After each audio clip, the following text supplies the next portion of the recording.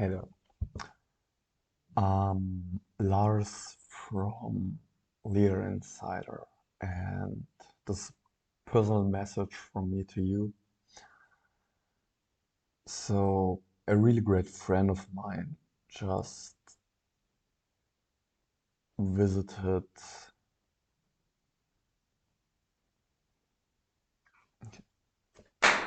Hi, Lars from Leader Insider, and this is a personal message from me to you. A great friend of mine who were working in another country for a period of time just found another friend of him dead inside his apartment. So my friend, he's a really great chef, and after he studied in the Öschberghof, it's in Germany, a really renowned hotel.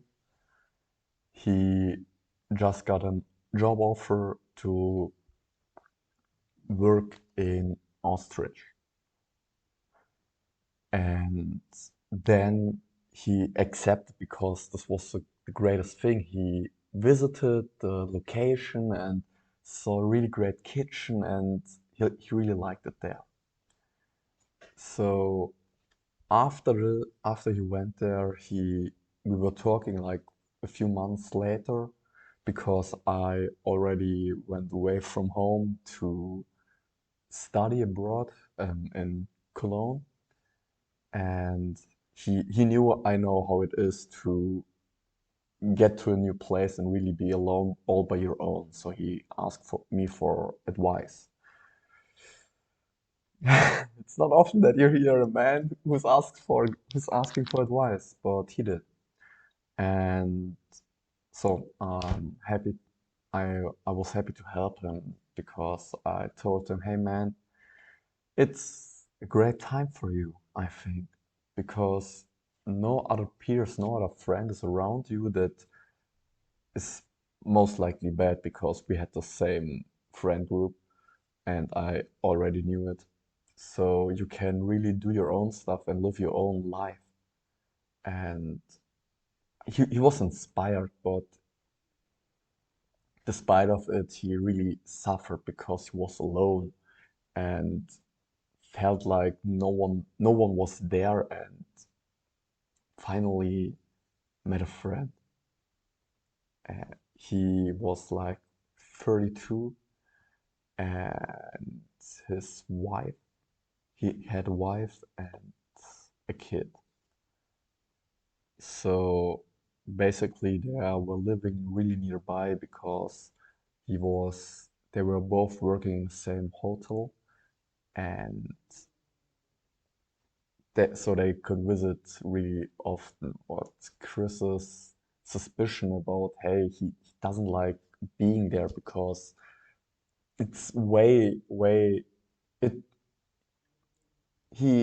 I think he just wanted to be in Germany and not in another country.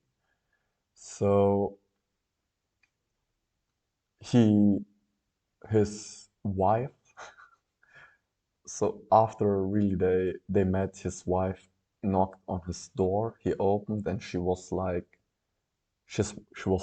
dead white, and he was like, "What's up, my man?" He's and Chris went to the apartment from him and found him there dead. So he called the police because his wife was completely stunned. She couldn't do anything. So the police arrived and they took notes and everything, how it went by.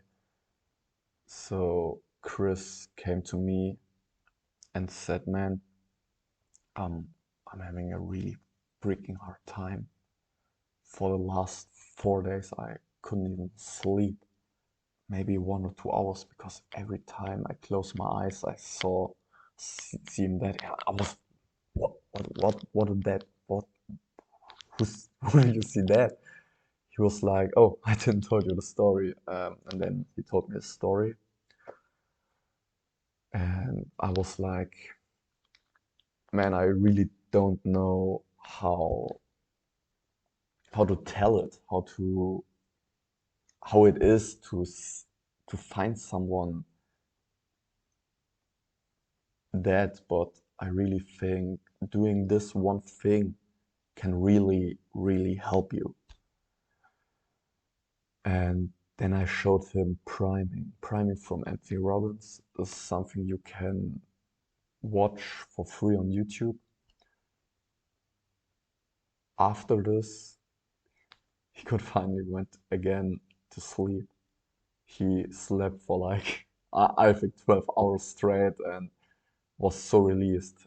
After he did this beautiful exercise, he could finally close his eyes and overcame this trauma in like seconds. It's a 10-minute exercise and can really, really change your life for the better, for the greater. But the story didn't end there. Right now, we're making our way to change the kitchen because his friend, like he told me, then after several months, killed himself because it was way too stressful being a chef for him. And this is one part of his drives to really, really create a new kitchen, to really transform it into not being perfect all the time. So this is one of the greatest stressors he and I personally believe most of the chefs has. Making the perfect dish all the time, but is perfection ever real? Can something ever be perfect? I think not, because this is one thing I asked him once. He had the same issue himself. If you did the perfect dish today, could you do it better tomorrow? He was like, yes. Then how could it possibly be perfect today? And he was like, uh, maybe it is that perfection is one of the lowest standards we can have because we will never reach it. So if you have a standard you can't possibly reach, maybe you have no standard. Not maybe then you have no standard. And so everything loosened up for him about perfection, and then he noticed, hey, we need to revolutionize the kitchen to really get this message out there, to create a new form of kitchen where you're improving every day and not trying to be perfect, but trying to be not trying to be perfect, but doing it better every single day. That something like this never happens again. If you like this video, please leave a like for my friend, and thanks.